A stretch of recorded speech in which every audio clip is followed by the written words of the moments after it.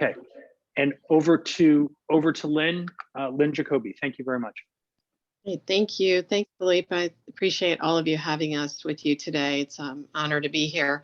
I have been here at Kendall at Home for about 18 years, and we launched here originally in the Cleveland market to really provide people with an option to take advantage of some of the benefits of a continuing care retirement community, but at the same time be able to remain in their homes. And for those of you that might be familiar with the Kendall system, you might wonder why we would do that. We have 13 continuing care retirement communities and programs across the U.S., and Kendall at Home is the only at-home program.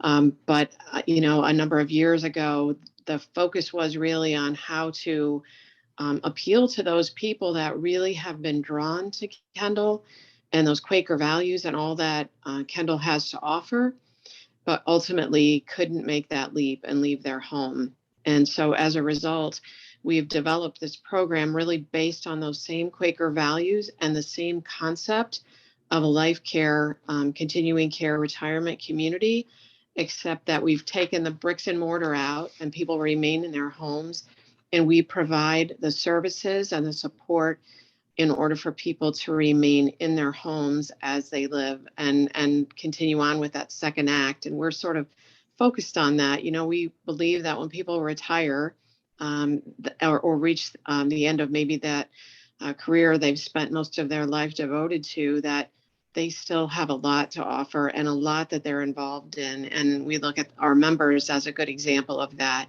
And how do we help them to stay independent, but really provide that ongoing support to them as they age, and really empower them to do it in the way that's important to them. So we launched that program here in the Cleveland market. We've since expanded across the state of Ohio, but we're most excited about the opportunity to expand into the Massachusetts market. We do have a retirement community, Lathrop Retirement Communities. They actually have 2 campuses in the Western Mass area. And we first began partnering with them. And as Paul mentioned, in our work partnering together, we've really been able to complete the market research and launch for massive expansion into the greater Boston market and really across the state. So that's kind of where we're at today. Paul, can I ask you to advance the slide? So we really are focused on 3 pillars within our organization, and it's care coverage. So as people come into this program, it's very similar, as I said, to the retirement community. They're coming in when they're healthy and independent, and that's sometimes a challenge. They have to be cognitively intact. They can't have any progressively debilitating diagnosis. There are screening criteria, and they have to be able to afford this program over their lifetime. But it's really based on, once they come into the program, we're providing them with the coverage for any care they should need throughout their life. So we're paying for that care. We manage all of that care. So the key is really, the hallmark of this program is the care coordination, and that care coordinator who's working closely with the member to help them achieve their goals and really stay as healthy and independent as possible. And all of that is based on a healthy aging plan. So it's all 3 pillars that really compose what Kendall at Home offers to members when they come into this program. Nobody's coming in because they want a good nursing home. And in fact, we have very little nursing home utilization in this program over the 18 years that we've been in operation. Very few of our members have ever gone into a permanent placement in a nursing home. Typically, they remain at home. We're seeing utilization of memory care and assisted living, and most of that is centered around those with dementia or Alzheimer's disease, who really have chosen to move into a more secure environment that's focused on meeting their needs in advanced stages of dementia. But for the most part, our members have been we've been extremely successful at enabling and empowering them to be able to remain in their home by really focusing on these 3 pillars and how we might do that. Thank you. So will I ever need care? I think as it's probably one of the greatest challenges, we're selling a product to people who would like to believe that we're going to stay healthy and independent forever. I know we are, right? All of us on this program today, we're all going to be healthy and independent and remain at home. But the likelihood of that isn't very high. 70% of us are going to need some sort of long-term care. Our goal is really to identify early on when someone is having any sort of challenge. And, I can think of a few of our members. I had a very young member, early 60s, went on a vacation with her husband, tripped on a sidewalk, fell, broke her knee and both wrists. And if you can imagine, how do you even do your hair after, that kind of an injury? She couldn't care for herself at all, but was able to come home from that trip knowing that a care coordinator was there to provide the services she needed and really facilitate all of that care. Today, Kathy's healthy and independent and living life and traveling with her husband and works professionally as a relationship counselor and has a strong and active life and is able to be independent. And that's really our goal, is to focus on those needs early on, surround someone with the care that they need when they need it, and help them regain the level of independence, that the highest level of independence that they're able to. So they come in with a very straightforward fee structure, as it says here. People pay an entry fee that's based on their age at the time they come into the program. So the younger they are, the lower that fee is going to be. And we have a very flexible fee schedule that can meet people's needs wherever they are. There is a monthly fee schedule attached to that as well. And the monthly fee is really based on the coverage level that they're selecting. So they have a lot of flexibility in choosing a plan that fits their needs. And it's a lifetime guarantee. So unlike a long-term care insurance product, there's not a limit on how long we'll be there to provide care to a member. If they need care, we're going to be there for the remainder of their life to provide that care. So we can provide them with the protection of their assets that they've worked their entire lives to build. And we can provide predictable fees for them so that we know what our expenses might be going forward and the kind of coverage that we're going to have to meet those long-term care needs. There aren't any exclusions for, waiting periods. They don't need a doctor's order. They really just need care with one activity of daily living. And we begin to provide that a care plan and put that in place. And we're overseeing that and managing all of it. So someone who's, just getting out of the hospital isn't having to deal with finding care, making sure that people show up, coordinating all the services, therapy, whatever's needed.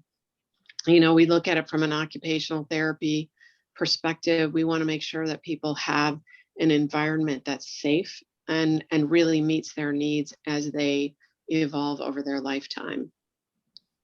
And it's also tax deductible. I think it's an important component to add that it's a very unique model that provides a significant tax benefit when someone joins the program as well. And as I mentioned earlier, the hallmark of this program is really focused on a dedicated professional care coordinator. And we have a very multidisciplinary team of care coordinators led by an occupational therapist. We have a phenomenal geriatrician who works as our medical director. And then we have nurses, social workers, gerontologists who work as care coordinators, providing that ongoing support to our members. And they're available to them 24 hours a day, 7 days a week. So we are always on call and providing the support and care that a member needs when they need it.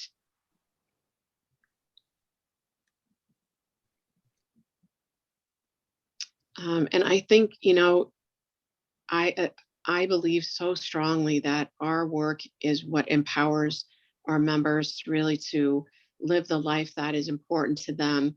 Oftentimes adult children will say to me, well, when are you going to tell my mother that it's time for her to move? And that isn't our call. We don't get to determine that. I'd say that it's, people often ask, what differentiates Kendall at Home members from Kendall residents in our CCRCs?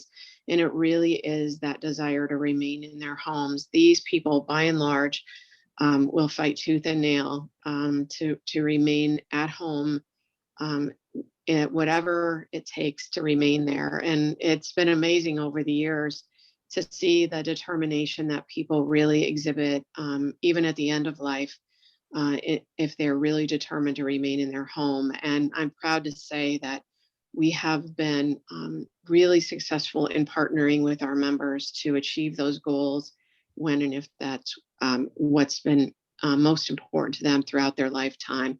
And a lot of this is really focused around wellness programming, opportunities for members to engage in our programming, and really building community.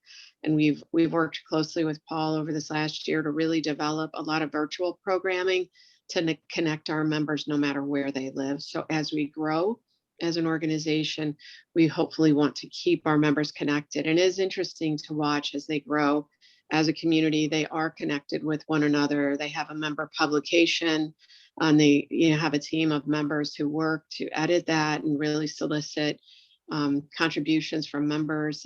We have activities and events, and we have a group of members who exercise together regularly on a virtual platform, and then opportunities for them to engage in cultural programming, arts history, all kinds of things, socialization in all different ways, some in person and some virtual, but allowing us to connect with one another no matter where they live.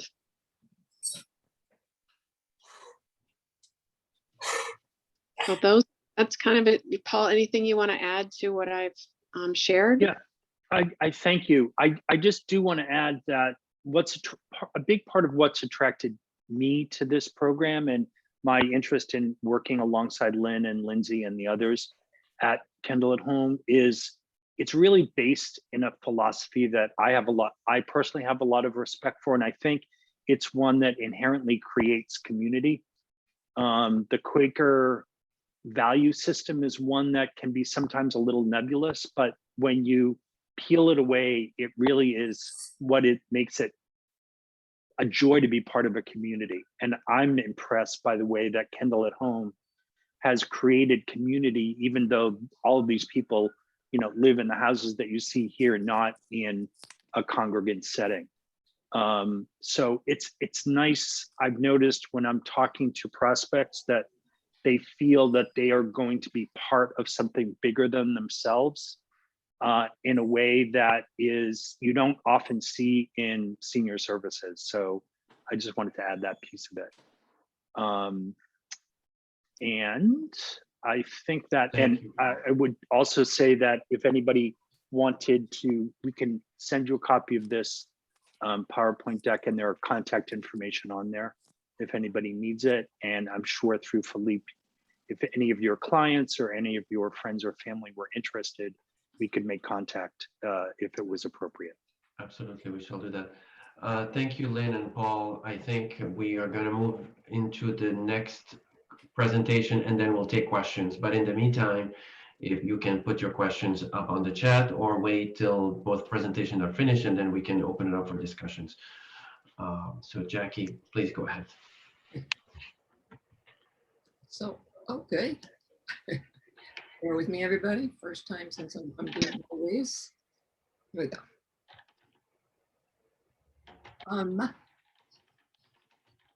Philippe, I'm not sure if you were responding with humor to the fact that I was I raced cars, or the fact that I'm a hacker. Either, both of them. I love it. I love to discover what people's personal life is outside of how we know them professionally. So I'm fascinated. I'll probably have another conversation with you later on. Yeah, go ahead. I know. I figured I know a lot of people here, but they don't know me that well. So that's that. Yeah, I was part of a hackathon, actually designing adaptive equipment for individuals with ALS. It was through the MIT. And Okay. we went quite far. I think we were third place ultimately, so we're pretty proud. Nice. So, yes, my role is to help people design their homes too, so that they can age in place and age in community, live in place. All new terms lately, I think, right? And it is all in the details of every single thing that you do during the day. Everything you touch, everything you do makes a difference in the autonomy and independence and your quality of life. whether it's a matter of how what can I talk about? Coffee maker works or whatever it is, the product interaction is important. There's all sorts of human factors, but as you know, these are primarily based on the 5'8" average male, I think, actually. And with an individual who is aging, these are all the things that I would be assessing for that specific person. My work is very customized and very individualized. And these are some of the things that I look at when I'm meeting with somebody. Their physical strength also includes, their trunk strength and their balance. How are they going to transfer from or move from point A to point B? Range of motion. Can they reach X in the house versus something that's very low in the house? Their balance, obviously, and endurance. Lifting abilities, again, from high, from low. Let me go back a minute. Gross and fine coordination, kinesthetics, proprioceptive sense. Do they know sort of where they are in space? If they reach for a grab bar without looking at it, are they actually going to grab it? Obviously, the senses and their judgment, cognition, and memory. I'm also looking at their interests. What are their responsibilities in the home? Are they the ones that are responsible for taking the garbage out or doing the dishes or any other task, the yard work? What other recreational interests, of course, and outside the home environment, how about the deck and the porch? And, is all of that going to work for them for various reasons? Look at their mobility aids, their medical and non-medical equipment. If they're using a nebulizer or another piece of equipment at night, I need to make sure that there's enough plugs or there's enough space, that we also have room for the other things that everybody needs as well. I look at caregivers and their safety and the ergonomics that they are involved with to care for that person if they're involved. Other family members, other children in the house, other older adults, maybe their parents are even living with them. Resale value, and of course, much more. I do it as 3 parts, essentially. First, I look at techniques to see if there's a technique that will work to finish a task instead of starting to go into products or modifications even. And then I do look at products. There's some of them are very specialized and some of them are something that you would find at the old Woolworths, if anybody remembers that store. Design and then if necessary, if modifications are necessary for an addition within the home, excuse me, maybe a garage conversion or accessory dwelling units, which are becoming more popular, then I help with that space design, all the materials, the fixtures, the products, et cetera, that are going to be used. And for new home construction, I work closely with an architect on that sort of project. And then I offer the client the drawings and the scope of work and a package so that they can present that to the contractor to get comparable bids. So the contractors aren't coming in and waving their arms around and saying, oh, well, this isn't to code or this isn't to code. I put a grab bar 10 inches off the floor for somebody because that's exactly what they needed. I have a lot of sort of side conversations with them or watch them as they're getting me a cup of tea or whatever. So there's a lot of little subtleties that I'm able to pick up throughout, and those are really important.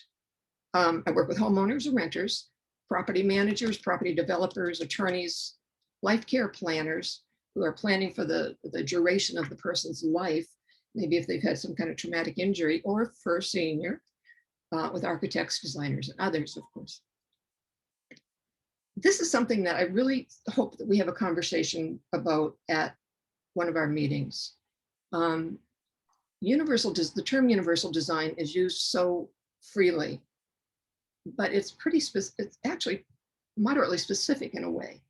I'm not sure if you all know about visitability, adaptable design. As I said, we're calling this living in place, aging in community. It's something like Kindle at Home totally helps with. Accessible design, and what I do is custom design. Mm-hmm. So the point with universal design, it's that it's supposed to be usable by all people, regardless of their age, size, ability, or disability. And there's sometimes that somebody just needs something very, very unique and very specialized. And it's just, like I said, that's too broad an area to me to say that we're doing universal design. I picture that more for commercial sort of applications. Visitability, I don't know if you can see the pictures on the side. I actually couldn't find the better one that I had. But it's just so that, you know, you don't have to carry somebody. I'm sorry, I keep hitting that. Carry somebody up the stairs if they're coming, if mom's coming to visit for Thanksgiving or for Christmas, and that she can get into the bathroom. She doesn't have to leave to go to the hotel down the street. So it really, as it says, just three things: a 0-step entrance, 32 inches of clear passage through a door, and at least one bathroom on the main floor. This, I think, is something, Eleanor Smith was the founder of Concrete Change that started this whole concept of visitability. And this is a great statement. When somebody builds a home, they're not just building it for themselves. This is a home that's going to be around for 100 years. And that's similar to what I said at the end of my bio there, is that architects, contractors, everybody, we just have to start building homes right. Doesn't have to be one floor, but here's a good example of adaptable design. So you can see in the first, does my mouse show on the Yeah, we can see your mouse. Okay. So this one shows the existing condition. However, if the person was using a wheelchair temporarily or maybe long-term, this is built so that it can be pulled out. So the floor is finished and the wall is finished behind it. And that can just be pulled out. Now in this situation, this one is height adjustable. But many times, especially in a bathroom, for instance, it's just going to be, you know, the standard height that it is. Last one, sorry, I need to move this little screen here, is, yeah, showing it with its height too. As I said too, this is similar to the group 2As in the mass codes, if you wanted to think about it that way. Okay.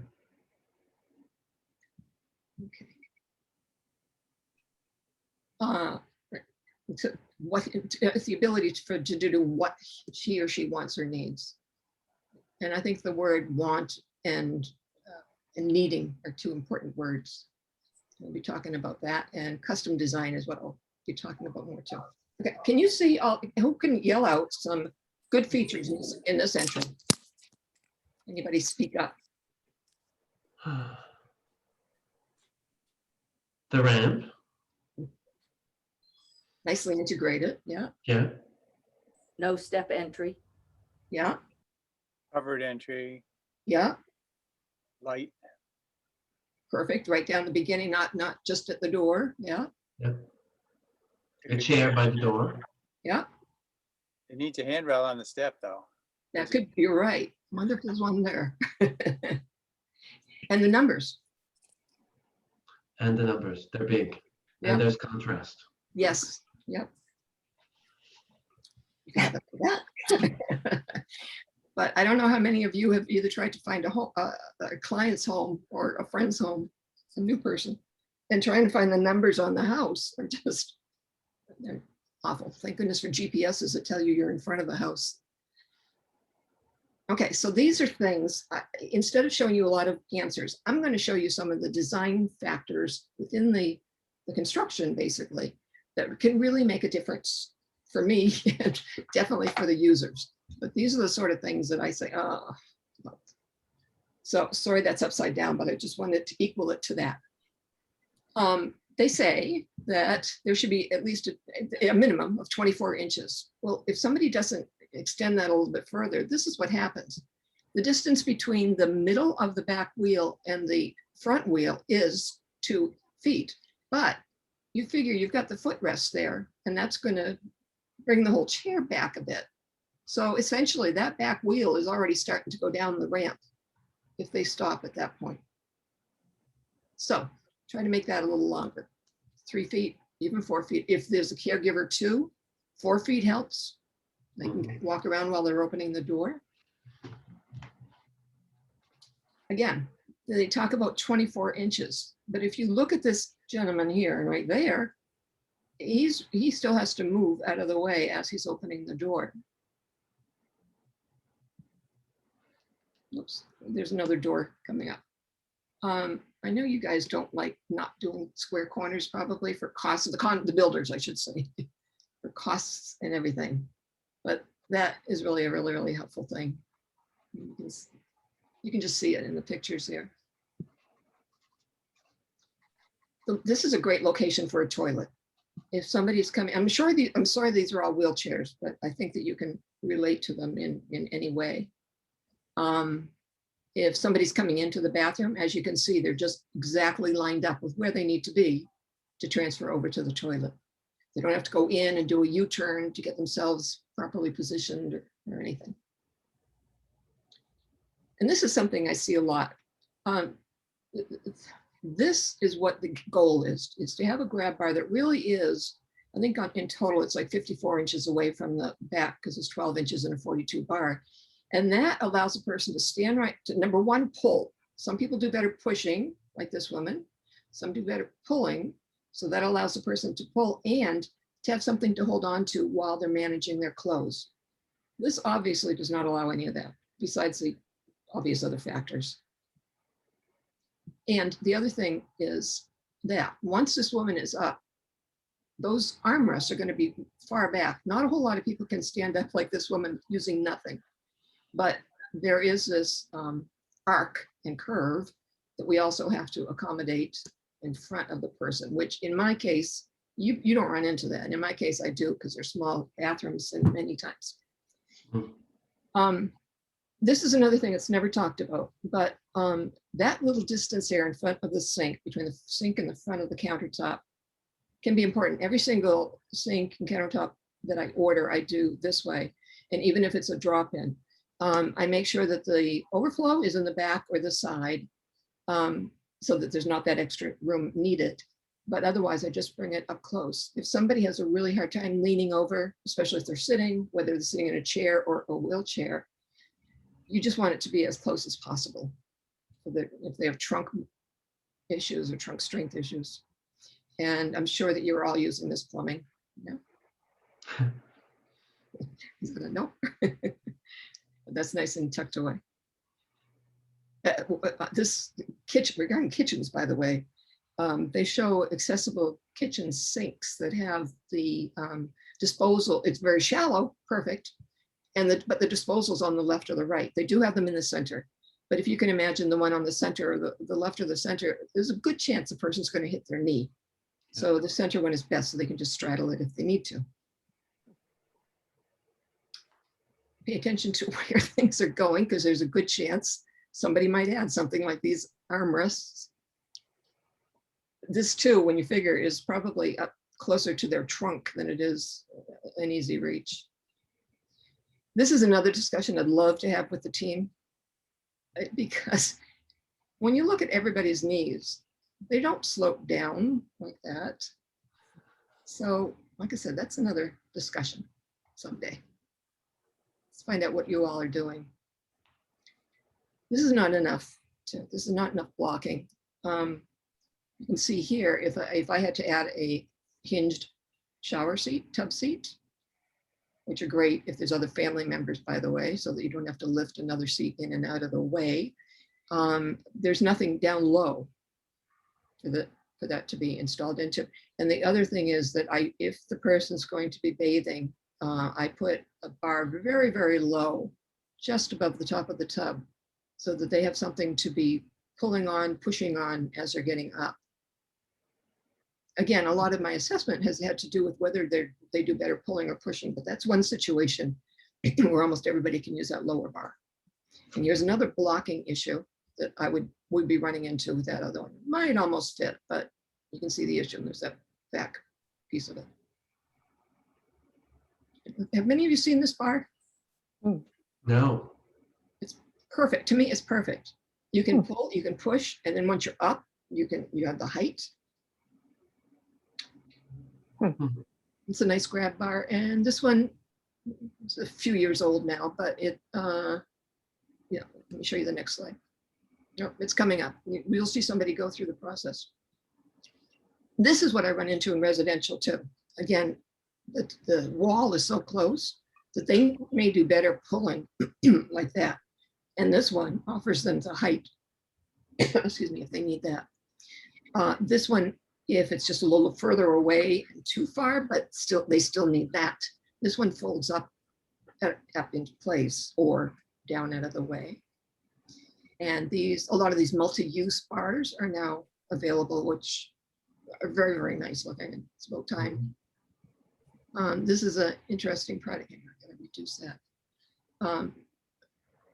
We're getting into something that looks more medical in some of these situations, but that horizontal bar rotates, so it works getting in the tub, getting out of the tub, on the toilet, getting out.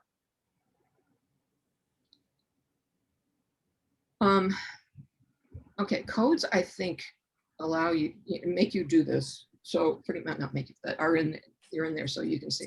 This is the point. If anybody's ever building a private home and the person is going to be transferring from a wheelchair, you need this space back here so that their fanny is in line with the seat. This one offers it because the wall just automatically goes back. And this one offers it because the person can come in forward, transfer over. When I'm doing on one hand, since everybody has to like move one way and then move the other way, that's one thing, but sometimes people do it better moving one way or another. So I'll be paying attention to what sides we're putting things on, etc.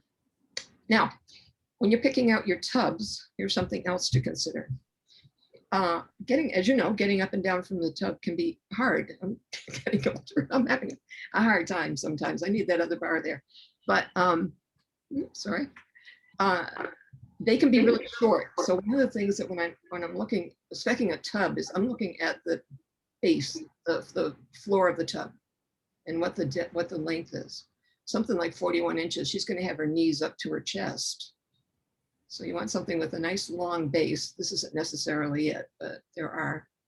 And it's usually, if you're going to be using a tub lift, or you want the possibility for the person to use a tub lift, you probably want to go something like a 66 or something. Now, the other aspect is that these tub lifts, the lowest they go is about 2.5 inches off the bottom of the tub. So you want to pay attention to the height or the height of the overflow so that the person can be deep enough in the water. Another discussion. There's a couple of these that I like. There's a couple that I don't know. What do you guys think about that? It kind of looks, I don't know, dangerous. It looks like you can easily slide off of it, no? Yeah. Yeah, this is good. This one's not bad, obviously. These are gentle, so that's not bad. But there are some, as you all know, too, some really good looking. You saw a teak one earlier. This is a new one. And then there's all the different colors, purple, green, blue, whatever you want to get.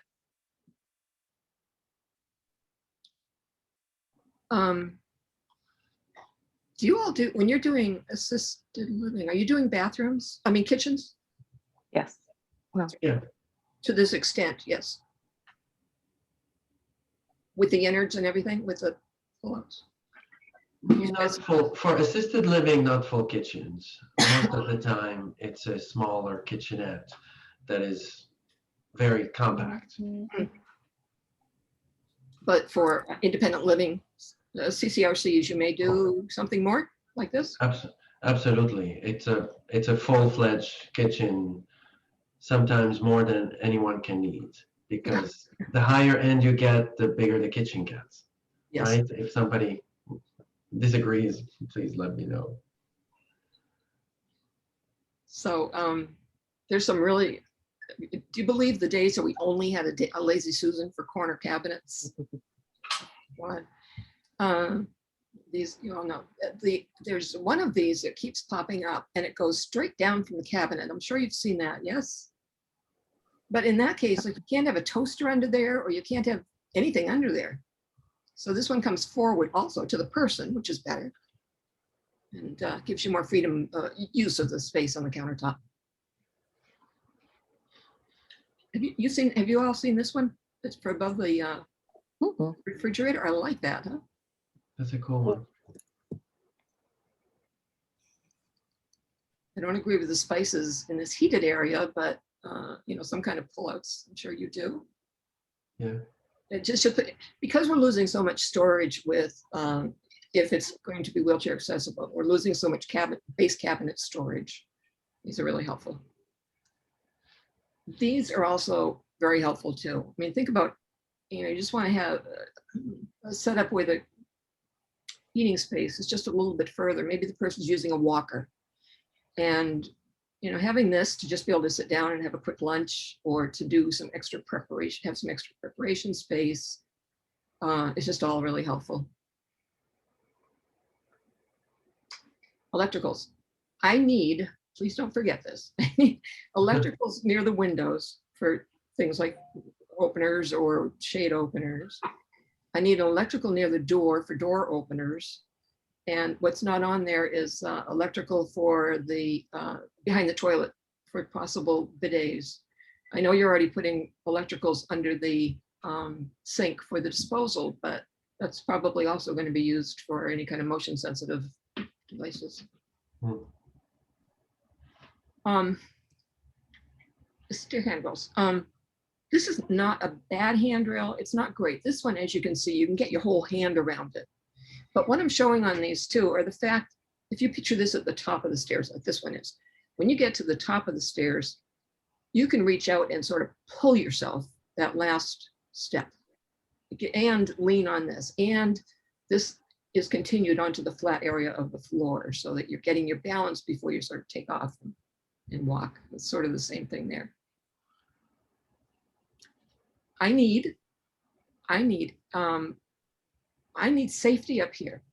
This is, most of the chairs do turn 180 degrees so that they're not turning sideways and transferring onto a wheelchair while sort of looking to their side down the stairs. But if this person needed something more to push up on, I really haven't got anything to attach it to. Don't forget too that I need, if possible, because there's its other option, about 11 to 12 inches at the bottom for the stair chair to land. Now these, I'm sure you've used too, are the flip up motorized extensions. So you can see that this one is right in a doorway, and that's what we run into in New England all the time, I think. But it does fold up out of the way. Something I learned recently, because I was trying to do a very odd situation, is that you need at least 48 inches of this initial rail to even use this. So, which isn't many steps, like, well, it's maybe 5 steps. Most of us are doing at least that. Okay, Massachusetts outlawed this for a while, and now it's back in, yay. This is a minivator, and they call it through the floor lift. When it's down, you can see the hardwood on top of it. It's just the hardwood floor. All you're seeing is this track. And when it's down, and when it's up, that floor is all clear underneath there too. Was a handy. I just need a corner. I don't need a corner. It could be in the wall and in the middle of a room, but we usually try to tuck it into a corner. So, if I have like 5 feet safety with it before a window happens, that's great. Okay. This is probably where I am at the end here. Marvin maybe, and I'd love to know if there's others, is one of the only companies that does the very, very low profile slider thresholds. They're doing the motion sensitive ceiling lights now, not just the light bulb, but the whole ceiling is. And these are ones that just work off of the power of the electricity there as night lights. And I'm sure that you've all seen the ones with the UPS things too, ports.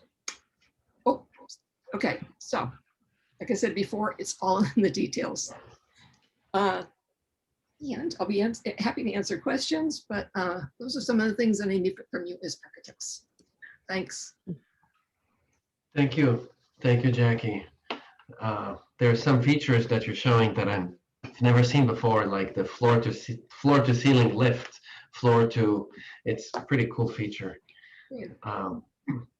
So I think if you want to unshare your screen so we can have a conversation, and if somebody asks specific questions, we can we can dive in. We have Ruth here who has a question. I could moderate the chat, but it's also a No, conversation. So please- actually, I'm saying goodbye because I have to go on my next. Okay. Thank you. Thank you all. Hi, Ruth. Bye, Ruth. Bye-bye. So it is a conversation, and I want to encourage people to unmute themselves and like ask the questions that comes to mind, and it's rather than it being a moderated session. But I have two questions. I'll start. I have a question for Paul and Lynn, and I have another question for Jackie. I'll start with the ones for Paul and Lynn. Curiosity, what is the minimum age to join Kennel at Home? You know, there's probably not a minimum, Philippe. I think our pricing can be adapted at almost any age, but typically people that are about 60 and over are joining this program. So we've had people even in their 50s join. Yeah. Average age is probably around early 70s, so we're about 10 years younger than those typically moving into a retirement community. Okay. I like how, Paul, you put the spin on the community aspect of something like this that Kendall at Home doesn't bring. I have a very quick, curious questions. Do you think this would have happened if we were not all have become very technology ready and savvy? Because a community with a platform, how I understand Kendall at Home, is also somehow remote. And then we all got propelled into the technological internet world very quickly. And now we're making connections like this. I'm talking to Lynn, you're in Ohio, and we're having a face-to-face conversation. So I wonder if you guys thought that the pandemic kind of propelled Kendall at Home further. Absolutely. I think there's probably a number of factors, but technology and people's openness to using it as a means to stay connected, they had to.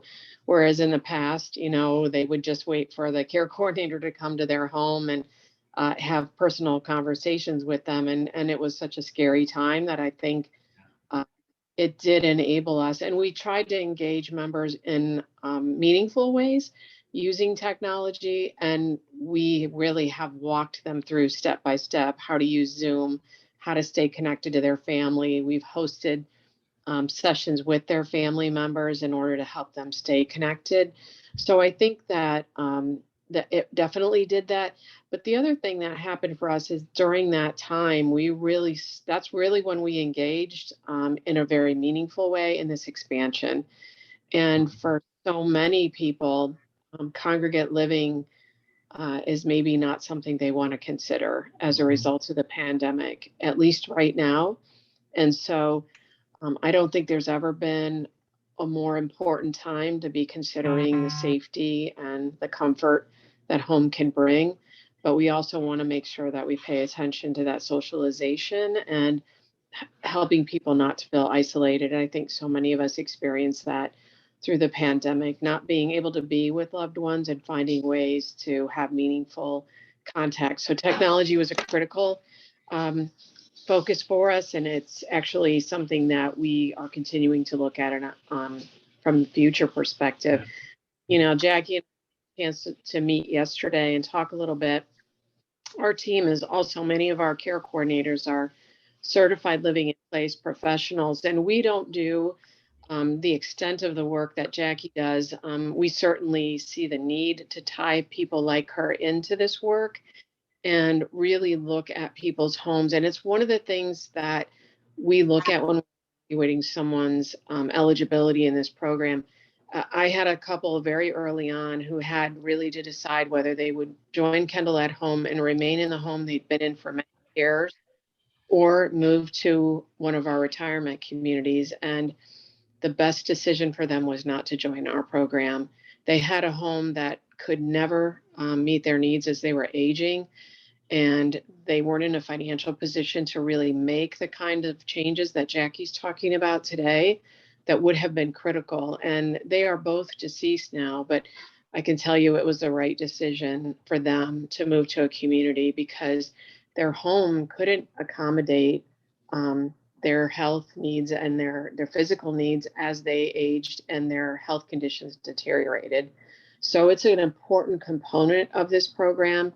it's not just evaluating the individual and whether or not they qualify, but do they live in a home or in an environment that is really going to be able to accommodate their needs over time. And, we all know it doesn't matter how old you are, life can change, Mhm.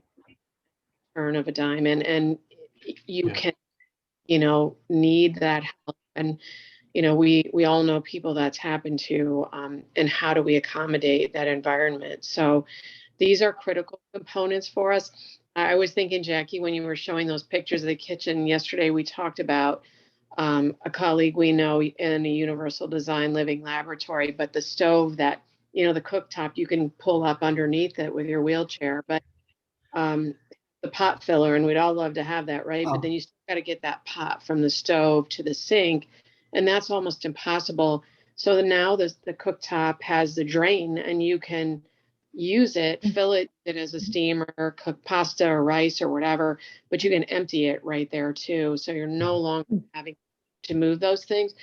But just being able to accommodate those small things can make quality of life for someone living in their homes so much better, and that the partnerships and the relationships with people like that are really critical to helping members, whether it's enabling technology or adapting environments, are a critical component to being able to successfully age in place. Jackie, I'm curious, have you come across any situations where the home was not the appropriate place for people to stay and do your work, where you've like faced with so many challenges that it didn't make sense? Rarely, but yes, it has happened because, like I said, this is Massachusetts, and we Yeah. have so many different styles of homes, Yeah. but they are almost all at least two-story. And an interesting thing happened recently. This gentleman was in his 90s, was a doctor, and he wanted a stair glide to go up. It was a very modern house with open stairs and everything, and he always went upstairs to his study that was on they had a terrace on the roof. So he was going back and forth between first and third floor all the time. And the woman, the wife refused. She refused to have a stair in the house. So that was very sad. Oh, okay. but the house, that was a challenging house too, though, because there were a lot of different things. Yes. Yeah. Okay. I wanted to ask Lynn, is there a certain number of people that each of your planners The coordinators. have? Yeah, and there's a lot that goes into determining what that caseload's going to be. So one is the number of people that they can manage, and thinking about the fact that when people come in, they're typically healthy and independent, so they're not needing a lot of care. But some of our care coordinators have members who have been in this program since we started, and so they have a very high acuity caseload. So their caseloads tend to be smaller, maybe 50 or 60 people. Those that are newer, that have healthy members, can manage anywhere from 70 to 80 members at a time. But it really depends on the geographic territory they're covering and what that caseload looks like. And we also have a caseload of people that come in needing care right from the start. So being able to manage that, how many of those people comprise a caseload? We evaluate that on a pretty regular basis. We're always evaluating that. And if a member needs, more than, a care coordinator is able to do that, we're going to adapt and adjust that schedule to be able to meet them. There's a great dynamic in that the care coordinators, one of our care coordinators has been here since day one with me. So some of her members have been in this program for 17 or 18 years. So that's a long time. She's like a family member to them. But, her oldest member just died a couple of weeks ago at 101. She's had live-in care in place for at least 3 years and had care even previous to that when her husband was alive. But they tend to be very much involved in their lives. So it really, that relationship is a critical one. And really, what you find is that although in the beginning people will say, you can share everything with my children, there's nothing I don't want them to know about. But as their health declines, they become much more private about that, right? They don't want their children to know that they're failing or that they're having difficulty. So it's, it's walking that walk with them in the way that they want to, but it can be very challenging. And so all of those factors really impact what a manageable caseload is. And so we're looking at that always on an ongoing basis. Yeah, I can imagine. I really like the Can I- social aspect that you add to. Yeah, it makes is. a nice difference. We have 2 members that ended up learning through our publication that we do that they both grew up in the same house. Oh my At gosh. times. But, oh, I'm from this area. Oh, I grew up there too. Where did you live? I lived on this street. Really? I did too. And so they learned that they both lived in the same house at some point in their lives. We've seen college alum be reunited. And, some of the members, we have a member who's performed the funeral services for other members when they passed because they've all become so close. So it's really what they want it to be. Not everyone wants that type of community and they want their privacy. And then there are others that really want that connection with one another. So it's really kind of a design your own retirement plan and what's important to you. And then we help support that. And way better than Facebook to get together. Much rather meet through Kendall at Home than my long lost college roommate than through Facebook. Yeah. Jackie, can I ask you a question? Is that okay, Philippe? Yeah. How do your clients find you? Is it usually through a third party? And if so, what kind of third party? And the other question I have is related. Do people kind of know that services like yours and products and adaptive, products exist, or is it usually kind of a revelation to them? A bit of both. First of all, people find me because I've been in this Boston community doing this for, like I said, about 30 years now. So I have a lot of connections, but they include some life care planners and case managers, geriatric care managers, rehabs. There's a couple doctors that know me, and some of the disability specific agencies like the MS Society or Muscular Dystrophy. Yeah. No, I haven't done enough marketing to tell you the truth. So, but because there's many people who say, oh my gosh, I didn't know the service was out there. The other interesting group too are people that have had a disability for a long time and they haven't sort of kept up with the fact that there are now all these other options for them too. An injury might have happened 20 years ago. Yeah. And so they're find out very happily that there's a lot more options. Great. On this progression and dynamic nature of the house, Jackie, I thought about a question when you were talking. How far do you plan? Because people's health changes, right, as they get older. How do you determine when to stop? And is it based on just the current need, or you plan in the next 5 years, 10 years? Is it how do you determine this is enough for now? Yeah, good point. I plan for their lifetime, and obviously I'm not going to know, but a lot of the changes that I make may be adaptations that they'll just be able to use in the future. If they're doing something, let's also do this other thing that is going to be invisible to anybody else, but you're going to be able to use it later. Yeah. And yeah, you're right. I mean, I can't, no idea what's going to be happening to somebody. To a certain degree, again, I'm talking about disabilities in this situation, but I know some of the progression just from so much experience. I know the progression of some of the diagnoses, depending on the level of that diagnosis too. Yeah. And some of the mobility devices they may be using, some of the other aspects that they're going to be running into. Otherwise, it's just sort of planning for aging like anybody else. Jackie, don't you think too, I look, just as I'm looking at all the photos that you show, there's so many things that if they were just a part of design, yes. The kitchen cabinets, I mean, I don't know about you, but I can't reach most of my shelves in my kitchen. No. I'd like to think I am still, but I'm probably not anymore.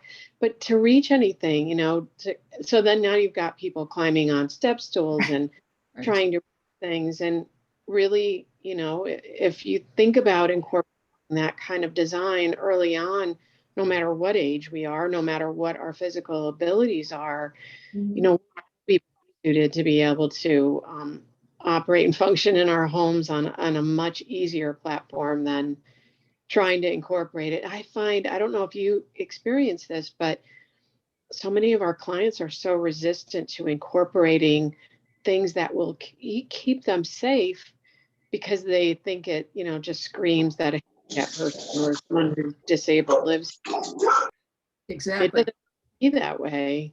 Yeah, exactly.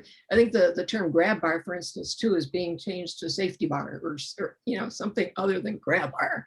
Because that has such connotations to it. And thank goodness they're coming up with such nice looking ones too. The builders and the designers and the architects and the design build teams that are building the homes, they need to, at the bare bones, like put in the kitchen drawers instead of doors that you have to lean over to get into, because many people can't afford to buy those things that cost maybe $40 or $50 a piece, plus somebody to install them, plus, and if you got 10 or 20 around the house, why don't we at least start with drawers? That's going to help in some situations. So, yeah. Jackie, talking about grab bars, I want to address a few questions that came in through the chat. Somebody's asking, where can you find those great grab bars? I think that comment came in when you had that like zigzag kind of grab bar. Well, I don't want to advertise, but I do sell them because I'm getting into product sales actually more now, which is actually the way that I do want to get the word out to people about these many things that are available. So that's one of the marketing changes that I'm going to do. But yeah, there's a few companies that will custom make. I had that bar actually custom made by the company into like a double with also a crossbar going across it, because this is the gentleman that had a brain injury. And with that situation, he was able to hold his balance while people helped him with managing his clothes and to walk with assistance all the way over to the shower. So things like that, and paying attention to heights and where does somebody grab, and when you go to pull yourself up, you're going to hit your head on the wall. Yeah, those are all details that are important. Okay.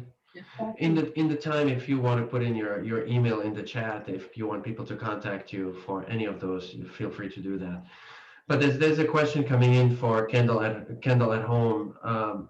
Heather's asking if the Kendall program is an insurance product, and if it is, does it need to be approved by the state? Can you address this, Lynn and Paul? Sure. Is there an element of insurance? Without a doubt.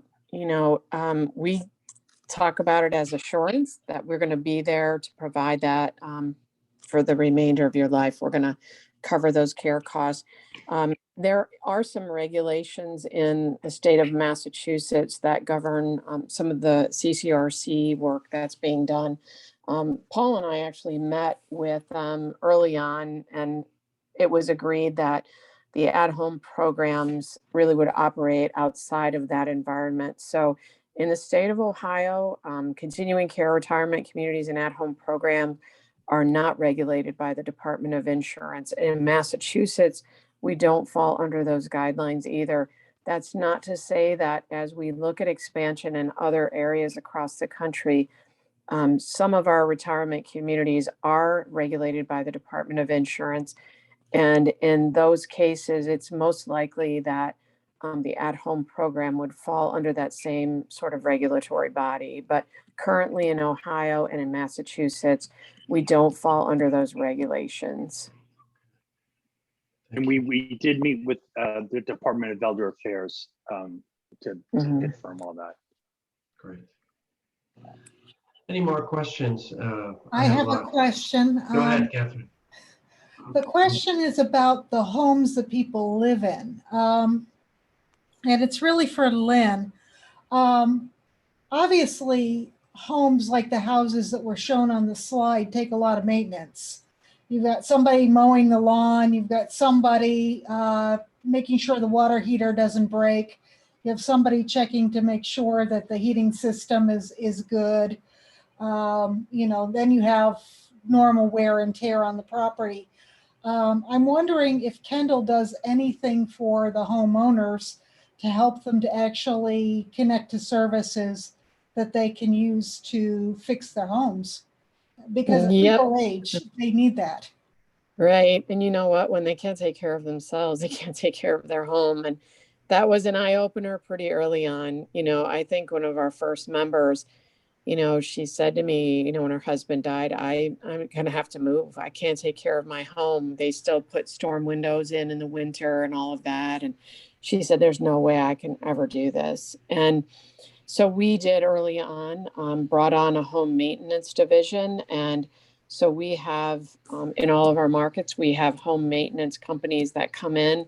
We offer a free assessment to every member of their home to look at home maintenance issues. So they make sure that all of their appliances are working, that the roof's in good order. They inspect the home inside and out and give them a written report on an annual basis. A number of our home maintenance companies also are certified living in place professionals, gone through that training with us as well, so that they can be familiar with a lot of the things that Jackie showed us today, so that as they're doing home modifications or home repairs, they can incorporate some of those things. They also do install the grab bars or safety bars and do home maintenance things on an ongoing basis. Now, we pay for the home inspection, but the cost of maintaining the home is really still the member's responsibility.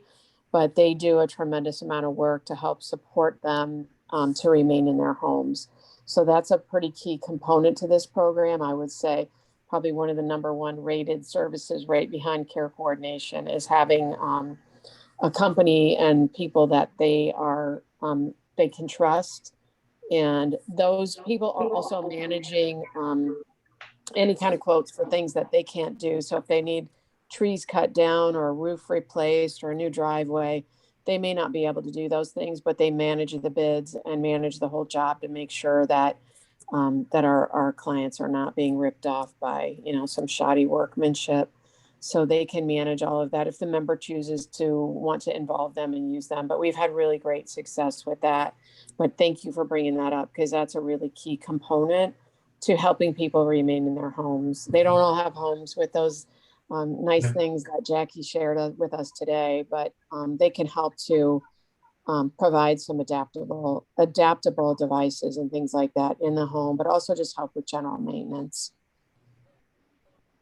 Thank you. You're welcome. And one thing that's really nice is that they prioritize the needs of our members. We had a member whose HVAC went out in the midst of a huge storm here, and much like you in Boston, when that happens, people are waiting, they're on a wait list to get, and we had a woman who lived alone, had nowhere else to go, no family available, and that home maintenance company put her at the top of the list and got out that day, got her furnace running for her. Otherwise, she'd have been waiting days for her HVAC. She'd have had to go to a hotel or something because she couldn't have stayed in her home. And then you have all the, worry about freezing pipes and all those wonderful things we enjoy in the winter. So it's nice having that relationship and know that they understand the importance of our members. They've got generators on standby they've brought out for members if they've lost power for extended periods of time. But they've gotten to know these members over the years too. And so they really prioritize their needs. It's been a critical partnership that, a lot of what we do is really built on the partnership and the relationships of people like Jackie and people like our home maintenance company and our providers who really work closely to meet our members' needs. Jackie, there's a question in the chat. I'll rephrase it in a way. I mean, you, as somebody who's worked with the MAB to kind of develop some of the codes there, there's a questions that came in based on what they've seen, part of the features that you show in your presentation. That would be very good for like commercial senior living, but they're not approved by code. How in your opinion, how do we even start navigating any of those grab bars, let's say, that you showed that could be used for accessible design in commercial settings? Yeah. Except for those funky ones, like the curved ones and things like that, yeah, even I worry about that. You have to remember the codes are the bare bones. Yeah. It's like even though there are some odd ones in there, like the bar behind the toilet that nobody uses really once every 10 years. Yeah. But anyways, yeah. Otherwise, you're going beyond code in a way. It's not like as long as you have the basic ones in there, and they can be the pretty ones. Yeah. You could add a hinged bar, or you could add the floor to ceiling bar, and it's just a accommodation actually, and it's a reasonable accommodation, especially if it's a facility Yes. and it's for that person. Okay. And the other thing I would love to see in a lot of facilities are fold down seats in the middle of the hall. You've got somebody that's either working with a therapist or just on their way to the dining room, and it's just too far. The halls are just too far. So fold down chairs would be great to add to the kind of place like you're talking about, I think. And our challenge as designers is to make them look pretty, Right, and not healthcare. right. Yes, but the need is there. We sometimes include built-in benches or other chairs in the hallway. Yeah, absolutely. They have some beautiful ones at MIT, but I looked them up and they're like, I don't know, $900 a piece or something. And I know a facility, at least a couple of facilities I work couldn't. afford that. Yeah. It comes down a lot to cost, and right. Diane Dooley and I had a conversation with two individuals yesterday at some research institute, and we were talking about retrofits for homes and homes that can adapt and change. And we came down to the matter that it's most of the time with developers and housing professionals, or whatever we want to refer to, people who develop homes, it comes down to cost. When you work with, because accessibility sometimes, and you've shown a few examples, it requires more space. And space in multifamily housing, let's say, it's extra square footage, and when you multiply it by 100 units, this is a lot of construction cost. When you work with home builders and larger commercial people, how do you manage and what to show them value in the longevity of a design for people to live longer in their homes? Because if people don't see the value in this additional investment, they're not going to pay more money. If it's not code, they're not going to pay more money. I'm curious about your interaction with those builders.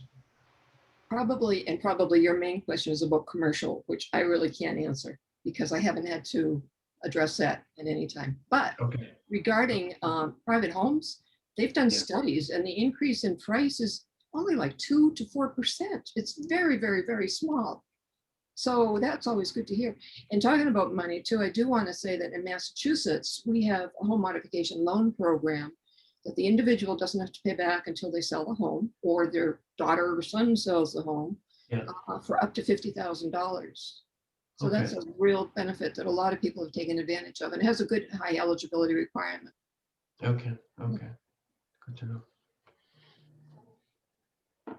I think that's one of the things that we're going to see with our current administration is that there are going to be dollars funneled to homes and really the kinds of things that are going to be necessary to enable people to stay in their homes as they're aging. There are a couple of programs already up and running, even serving low and moderate income individuals that incorporate some of the types of home modifications. We know it's definitely less expensive to care for someone in their home than in a facility. So we're going to begin to see, we're already seeing Medicare Advantage make some changes. We'll begin to see Medicare dollars being redistributed, I think, in some ways that really are going to focus on, there's some really innovative programs out there that are designed to really address some of the Affordable Care Act, but enable people to be successful in remaining at home and eliminating rehospitalizations. So some of what we'll see, I believe, through our current legislation that's in the books right now, and hopefully we'll see come to fruition, will divert dollars to enable people to make some of these changes to successfully and safely remain in the home. And there, some of these programs are involving OT, nursing, and handyman services as a core component to successfully work with individuals, particularly following a hospitalization as they go home, to wrap around these services for a fixed period of time and keep them successfully at home. And the early research on this is really showing that it's been extremely effective so far. So I think we'll see some changes that are going to make the kinds of things we're talking about today much more attainable to older adults than they are currently.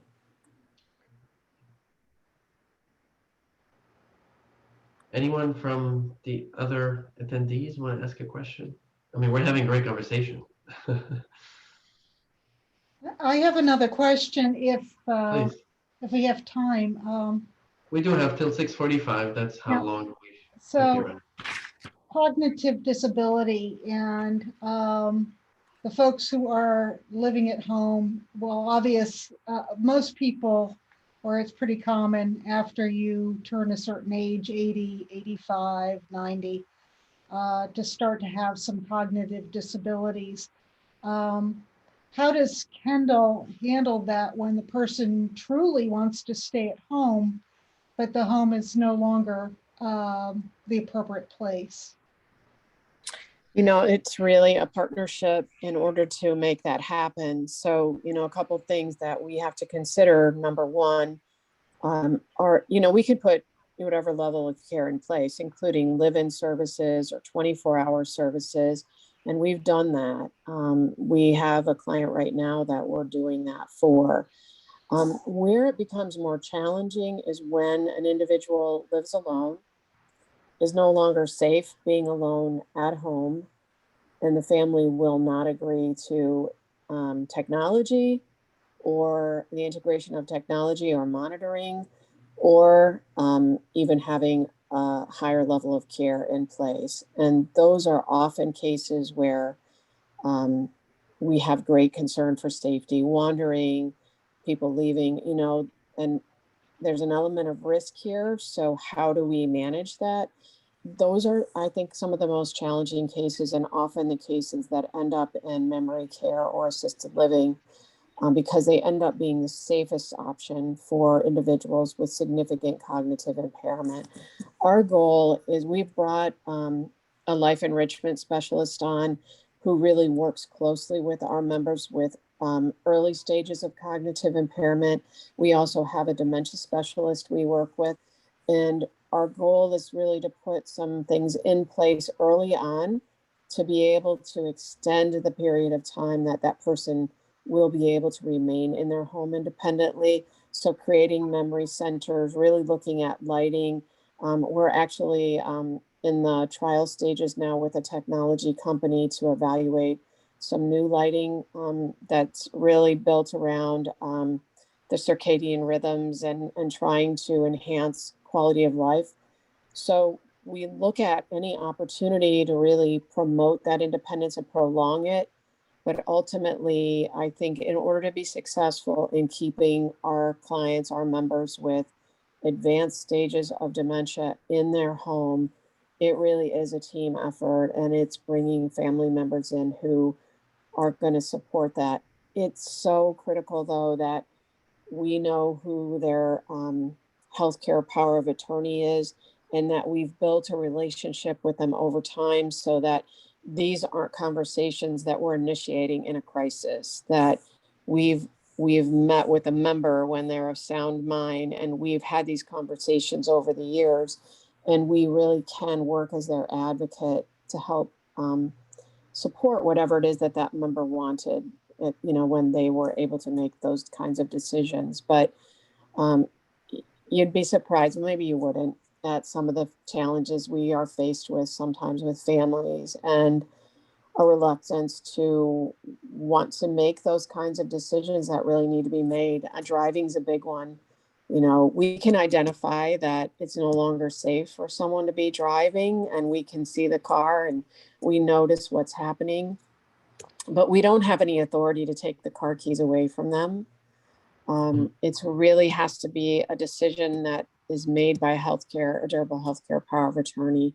So those relationships, whether it's a family member or a loved one, are really critical. I'll share a quick story if you have a second. We have a woman who's incredible, was a federal court judge, and she and her colleagues, physicians, attorneys, have a really core group of friends that, together decided they would support one another. They would become each other's healthcare power of attorney. And they would make sure that when it was time to pull the plug, that they would be there to support that decision and help advocate for them. But they never talked about what would happen if one of them had cognitive impairment. And now this woman is faced with advanced stages of dementia. And her family, who's really there supporting and caring for her, had no legal authority. It was this friend of hers who said, we never planned for this. I'm not equipped to do this for her. I don't want to make these decisions. At that point, you have to establish guardianship because she's no longer able to make those changes and enter into those agreements anymore. So how important it is to identify who's going to be helping to make decisions for you and advocating for you beyond what Kendall at Home can offer is critically important, because we can't tell you, have no authority to tell you, you can't buy those donuts, you can't have that ice cream in the freezer, you can't drive your car anymore. We can make recommendations, but we don't have any authority to say, we're going to take your car keys away today. God forbid the person that tries to take mine, right? I mean, it's just, it's really so critical to be talking about advanced directives. And we start that conversation from the very beginning. Our salespeople are having that conversation when someone's coming into the program, because it's such an important factor as we look at end of life and those later stages of dementia when it's really critical. If I can add They're some of something, the greatest challenges, right? I can add something briefly, Catherine, and Lynn touched on it, and Lynn, you probably use some of these products too. It really behooves you to have an OT come in to do an assessment in the early stages, because there's things like automatic stove shutoffs. There's a product that looks like a bookcase that you can put on a door so the person can't identify that it's the door to go out of, and some other products too.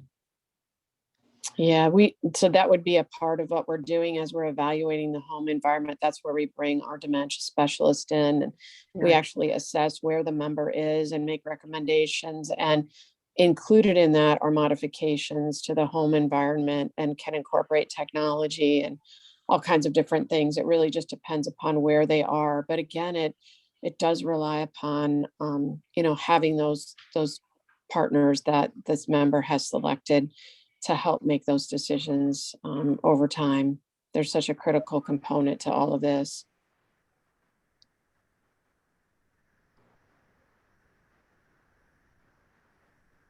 Any further questions?